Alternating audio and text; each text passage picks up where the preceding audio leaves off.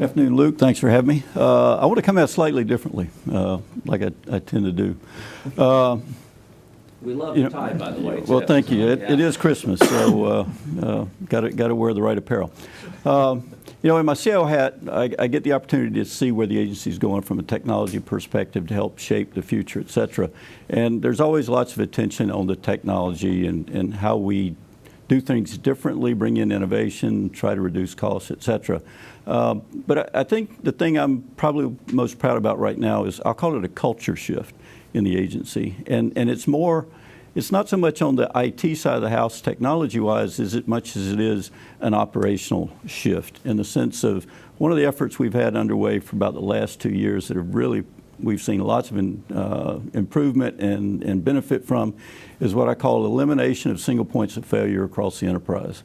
A couple of years ago, we started a concerted effort to do an in-depth analysis, not just of the circuits and the transport across the enterprise within the Department of Defense, but also looking at the operational single points of failure, to identify those points of failure and take action, whether it is by implementing technology, bringing in redundancy, doing whatever is necessary to look at the risk equation tied to that single point of failure and making a conscious decision to either enhance it, provide redundancy, do what was necessary to solve that operational problem. So at the end of the day, when you have a bad day, and everyone in this room has bad days, you know you've got the right things in the right place to continue to operate and provide capability to the mission partner.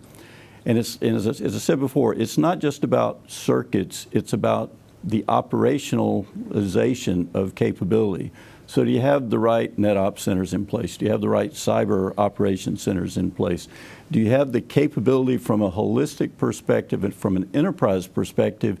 Do you have the right things in the right places so when you have that bad day, things fail over seamlessly without having to brute force the change? And what we found is one of the key ingredients to this effort was, as people put capability in place, the program managers or whoever's providing that functionality, they make decisions at a point in time based on budget, based on technology, based on time, and they don't always go to the nth degree in terms of providing full capability, and so they'll make a decision, I'll come back and put it in later. Well, a lot of times they forget about the later. And so leadership isn't aware that there's this single point of failure laying out there in their network somewhere, because they didn't know that PM made that decision 2 years ago to not put in 2 circuits, only put in 1 circuit, or not put in a particular enough cards in one location. And so this analysis and this set of activities has given us now the ability to go in and do that in-depth analysis, put in the additional capability, whether it is technology or operational capability, to resolve those solutions.